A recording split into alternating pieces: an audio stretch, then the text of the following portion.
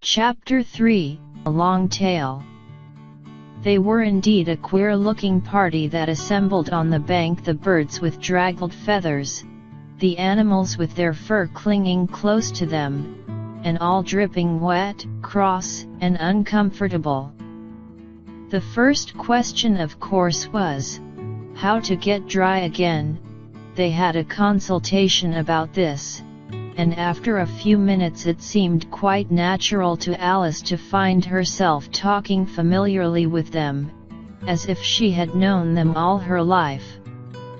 Indeed, she had quite a long argument with the Lorry, who at last turned sulky, and would only say, "I am older than you, and must know better," and this Alice would not allow without knowing how old it was, and, as the Lorry positively refused to tell its age, there was no more to be said. At last the Mouse, who seemed to be a person of authority among them, called out, "Sit down, all of you, and listen to me. I'll soon make you dry enough." They all sat down at once, in a large ring, with the Mouse in the middle. Alice kept her eyes anxiously fixed on it, for she felt sure she would catch a bad cold if she did not get dry very soon. "Ahem," said the Mouse with an important air, "are you all ready? This is the driest thing I know. Silence all round, if you please." William the Conqueror, whose cause was favored by the Pope, was soon submitted to by the English, who wanted leaders, and had been of late much accustomed to usurpation and conquest. Edwin and Morcar, the Earls of Mercia and Northumbria. "Ugh," said the Lorry, with a shiver. "I beg your pardon," said the Mouse, frowning, but very politely. "Did you speak?" "Not I," said the Lorry hastily. "I thought you did," said the Mouse. "I proceed. Edwin and Morcar, the Earls of Mercia and Northumbria, declared for him, and even Stigand, the patriotic Archbishop of Canterbury, found it advisable." "Found what?" said the Duck. "Found it," the Mouse replied rather crossly. "Of course you know what it means." "I know what it means well enough. When I find a thing," said the Duck, "it's generally a frog or a worm. The question is, what did the Archbishop find?" The Mouse did not notice this question, but hurriedly went on. "Found it advisable to go with Edgar Atheling to meet William and offer him the crown. William's conduct at first was moderate, but the insolence of his Normans—" "How are you getting on now, my dear?" it continued, turning to Alice as it spoke. "As wet as ever," said Alice in a melancholy tone. "It doesn't seem to dry me at all." "In that case," said the Dodo solemnly, rising to its feet, "I move that the meeting adjourn, for the immediate adoption of more energetic remedies." "Speak English," said the Eaglet. "I don't know the meaning of half those long words, and, what's more, I don't believe you do either." And the Eaglet bent down its head to hide a smile. Some of the other birds tittered audibly.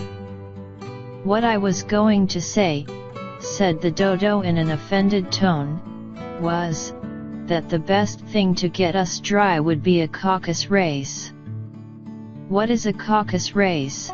said Alice, not that she wanted much to know, but the dodo had paused as if it thought that somebody ought to speak, and no one else seemed inclined to say anything.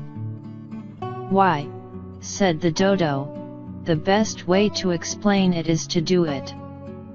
And, as you might like to try the thing yourself, some winter day, I will tell you how the dodo managed it. First it marked out a race course, in a sort of circle, the exact shape doesn't matter, it said, and then all the party were placed along the course, here and there. There was no 1, 2, 3, and away, but they began running when they liked, and left off when they liked, so that it was not easy to know when the race was over. However, when they had been running half an hour or so, and were quite dry again, the dodo suddenly called out, 'The race is over,' and they all crowded round it, panting, and asking, 'But who has won?' This question the dodo could not answer without a great deal of thought, and it sat for a long time with one finger pressed upon its forehead, the position in which you usually see Shakespeare, in the pictures of him, while the rest waited in silence. At last the dodo said, 'Everybody has won, and all must have prizes.' 'But who is to give the prizes?' quite a chorus of voices asked. 'Why, she, of course,' said the dodo, pointing to Alice with one finger, and the whole party at once crowded round her, calling out in a confused way, 'Prizes! Prizes!' Alice had no idea what to do, and in despair she put her hand in her pocket, and pulled out a box of comfits. Luckily the salt water had not got into it, and handed them round as prizes. There was exactly one apiece all round. 'But she must have a prize herself, you know,' said the mouse. 'Of course,' the dodo replied very gravely. 'What else have you got in your pocket?'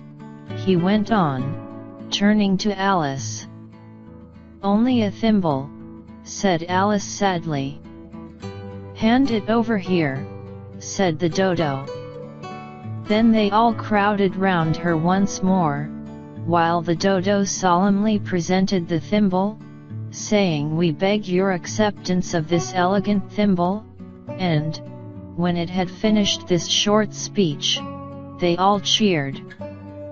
Alice thought the whole thing very absurd, but they all looked so grave that she did not dare to laugh, and, as she could not think of anything to say, she simply bowed, and took the thimble, looking as solemn as she could. The next thing was to eat the comfits. This caused some noise and confusion, as the large birds complained that they could not taste theirs, and the small ones choked and had to be patted on the back. However, it was over at last, and they sat down again in a ring, and begged the mouse to tell them something more. "You promised to tell me your history, you know," said Alice, "and why it is you hate C&D, she added in a whisper, half afraid that it would be offended again. "Mine is a long and a sad tale," said the mouse, turning to Alice, and sighing. "It is a long tale, certainly," said Alice, looking down with wonder at the mouse's tail, "but why do you call it sad?" And she kept on puzzling about it while the mouse was speaking, so that her idea of the tale was something like this: Fury said to a mouse, that he met in the house, let us both go to law, I will prosecute you. Come, I'll take no denial, we must have a trial, for really this morning I've nothing to do. Said the mouse to the cur, such a trial, dear sir, with no jury or judge, would be wasting our breath. I'll be judge, I'll be jury, said cunning old Fury, I'll try the whole cause, and condemn you to death. You are not attending, said the mouse to Alice severely. What are you thinking of? I beg your pardon, said Alice very humbly, you had got to the fifth bend, I think. I had not, cried the mouse, sharply and very angrily. Not, said Alice, always ready to make herself useful, and looking anxiously about her. Oh, do let me help to undo it. I shall do nothing of the sort, said the mouse, getting up and walking away. You insult me by talking such nonsense. I didn't mean it, pleaded poor Alice. But you're so easily offended, you know. The mouse only growled in reply. Please come back and finish your story. Alice called after it, and the others all joined in chorus. Yes, please do, but the mouse only shook its head impatiently, and walked a little quicker. What a pity it wouldn't stay, sighed the lorry, as soon as it was quite out of sight, and an old crab took the opportunity of saying to her daughter, "Ah, my dear, let this be a lesson to you never to lose your temper." "Hold your tongue, Ma," said the young crab, a little snappishly. "You're enough to try the patience of an oyster." "I wish I had our Dinah here, I know I do," said Alice aloud, addressing nobody in particular. "She'd soon fetch it back." "And who is Dinah, if I might venture to ask the question?" said the lorry. Alice replied eagerly, for she was always ready to talk about her pet, "Dinah's our cat. And she's such a capital one for catching mice you can't think. And oh, I wish you could see her after the birds. Why, she'll eat a little bird as soon as look at it." This speech caused a remarkable sensation among the party. Some of the birds hurried off at once. One old magpie began wrapping itself up very carefully, remarking, "I really must be getting home, the night air doesn't suit my throat," and a canary called out in a trembling voice to its children, "Come away, my dears. It's high time you were all in bed." On various pretexts they all moved off, and Alice was soon left alone. "I wish I hadn't mentioned Dinah," she said to herself in a melancholy tone. "Nobody seems to like her, down here, and I'm sure she's the best cat in the world. Oh, my dear Dinah, I wonder if I shall ever see you any more." And here poor Alice began to cry again, for she felt very lonely and low-spirited. In a little while, however, she again heard a little pattering of footsteps in the distance, and she looked up eagerly, half hoping that the mouse had changed his mind, and was coming back to finish his story. Yeah.